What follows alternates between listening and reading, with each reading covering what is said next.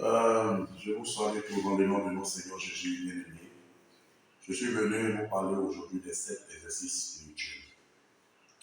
Aujourd'hui, étant des chrétiens, nous avons des exercices que nous devons remplir. Aujourd'hui, tu ne peux pas aller travailler à la fonction publique sans des diplômes. Un véhicule ne peut pas fonctionner sans carburant. Donc, étant des chrétiens, nous avons aussi nos critères et nos exercices que nous devons remplir en Jésus pour que le Seigneur puisse travailler dans notre vie. La première exercice, c'est la prière. Un chrétien doit avoir une vie de prière. Tu dois beaucoup prier parce que quand tu pries, ça dérange. Quand tu pries, ça dérange beaucoup les sorciers et les démons. Et quand tu pries beaucoup, étant à la maison, ça t'aide beaucoup parce que ça te permet d'être toujours en contact avec Dieu. Et quand tu pries, malgré les problèmes, quand tu pries, ça permet à Dieu d'agir dans ta destinée. Parce que quand tu es découragé, tu penses, le diable vient enfoncer ta situation. Mais quand tu as les problèmes que tu pries, ça décourage même le diable et les démons. Donc, la première exercice, c'est la prière. Tu dois avoir une vie de prière chrétienne. Deuxième exercice, c'est la louange. Un chrétien doit souvent chanter beaucoup de temps à la maison, même si tu n'as rien à faire. Au lieu de passer ton temps à critiquer, à dénigrer, à dire des paroles qui n'ont pas de sens, prends ce temps-là pour chanter à la gloire de ton Dieu. Tu chantes les chants de recueillement, d'adoration à la gloire de ton Dieu pour que le Seigneur travaille dans ta destinée. Lorsque tu es en train de louer, lorsque tu es en train de chanter, ça permet toujours à l'esprit d'être en mouvement dans ta vie et ça régit ton âme et ça permet à ton âme aussi d'être toujours connecté avec l'esprit de Dieu. Donc ça, c'est la deuxième exercice, c'est la louange. Troisième exercice, c'est l'écoute de la parole de Dieu. Parce qu'un chrétien doit écouter la parole. Il y a des gens, quand ils vont à l'église, une fois qu'on finit de faire la louange, c'est fini. La parole de Dieu ne les intéresse pas. Non. La parole de Dieu est la nourriture de l'âme. Donc tu dois avoir le temps pour la parole. Tu dois écouter la parole. Tu dois aimer la parole. Parce que quand tu as la parole en toi, quelqu'un ne peut pas te tromper. Quand tu as la parole de Dieu en toi, quelqu'un ne peut pas te mentir. Quelqu'un ne peut pas te blaguer. Donc tu dois aimer à écouter la parole de Dieu. Tu dois écouter beaucoup la parole de Dieu. Et c'est très important pour un chrétien. Ça, c'est le troisième exercice. Quatrième exercice, c'est la lecture biblique. C'est-à-dire que souvent, il faut avoir le temps pour lire beaucoup la Bible. Même si tu ne sais pas lire, tu as des enfants, prends des enfants, ils vont lire la Bible pour toi et tu vas tirer les conclusions qu'il te faut. Parce que quand tu as le minimum de la parole de Dieu en toi, un serviteur de Dieu ne peut pas te mentir.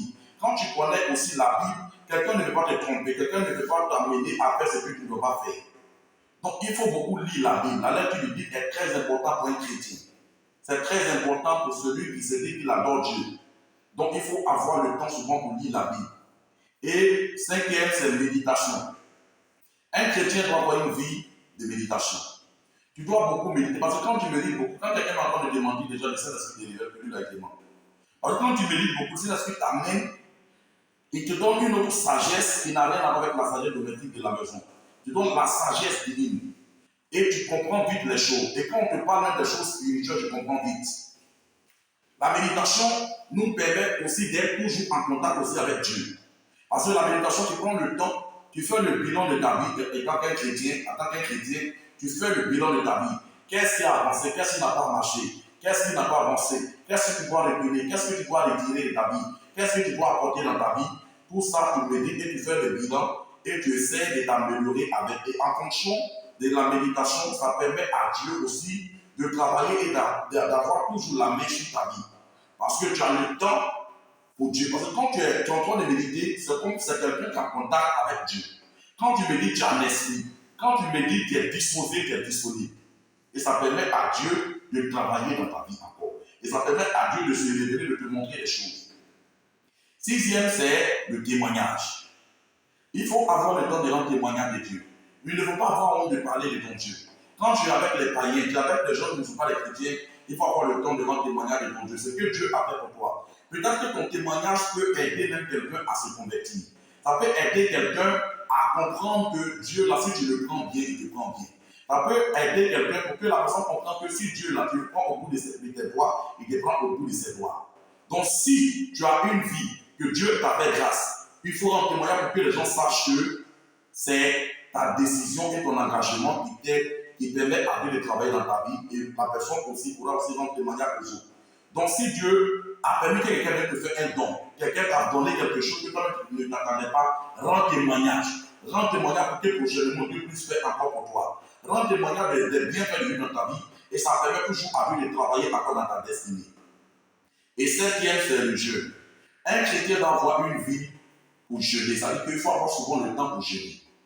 Il ne passe pas le temps seulement, on toujours le foutou, les capatos, placali, ou tout le temps lourd. Non. Quand tu es lourd, tu es beaucoup charnière. Quand tu es lourd, tu poses les actes qu'il ne faut pas poser. Quand tu es lourd là, c'est l'esprit de lourdeur. Tu n'arrives même pas même à prier, tu n'arrives même pas à donner des bons conseils. Parce que tu es déjà dans ça, tu passes tout ton temps à dormir, tu passes tout ton temps à courir derrière les jeunes filles, tu passes tout ton temps au maquis, à attendre les boire parce que tu es là. Non, attention. Il faut souvent avoir une vie, il faut avoir le temps pour jeûner de temps en temps. Même si tu ne peux pas jeûner toujours, au moins il faut faire au moins 2 jours, 3 jours dans la semaine. Ou bien même dans le mois, faire une semaine dans le mois. Et c'est très important pour un chrétien. Le chrétien, quand tu jeûnes beaucoup, ça t'évite des choses charnelles, ça t'évite beaucoup de choses. Parce que quand tu jeûnes, tu es tout le temps en contact avec Dieu. Tu es en esprit avec Dieu. Dieu même te révèle des choses que toi-même tu ne connaissais pas, tu ne t'attendais pas à ça. Dieu te révèle, tu te montre ça, tu dis mon fils fait ça, mon enfant fait ça, fait ça, fait ça, fait ça. Et il te montre, il t'oriente toujours à pouvoir rester toujours en esprit. Et quand tu jeûnes beaucoup, ça permet à l'esprit de Dieu aussi de t'accorder même des dons, de travailler dans ta vie, de travailler dans ta destinée. Il a tout le temps la main sur toi, il est tout le temps connecté avec toi parce que tu es disposé et disponible. Un chrétien doit avoir des comportements dignes. Donc voici les exercices qui sont là aujourd'hui pour nous les chrétiens. Parce qu'il ne faudrait pas être un chrétien et tu n'as même pas le temps, tu ne remplis même pas les critères, tu ne remplis même pas les conditions de l'Éternel. Parce qu'aujourd'hui, il y a plusieurs, même Miss Côte d'Ivoire, nous voyons les critères. Tout ce que nous faisions, tous les concours, les choses que nous faisons aujourd'hui, il y a des critères. Tu n'as pas de diplôme qui va être ingénieur. Où allons-nous? Donc il faudrait que tu remplis les conditions qu'il faut pour que le Seigneur travaille dans ta vie, pour que l'Esprit de Dieu soit toujours en contact avec toi. Donc voici aujourd'hui un peu le message aujourd'hui.